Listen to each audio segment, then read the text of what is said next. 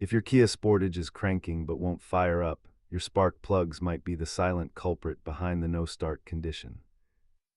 While modern Kia plugs are rated for 100,000 miles, many fail much earlier due to driving habits or fuel quality. Let's walk through the diagnostic process to see if your ignition system is actually the reason you're stranded. Before touching any components, ensure the engine is cool and the battery is disconnected for your safety. Fouled tips or failed ignition coils are the most common reasons a Sportage loses its spark and refuses to start. When you pull the plugs, look for wet fuel on the tips or cracked porcelain, which indicates a total failure.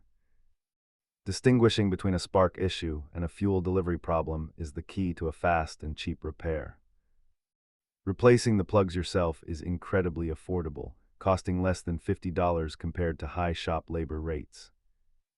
If you decide to replace them, always thread the new plugs in by hand first to avoid damaging the cylinder head.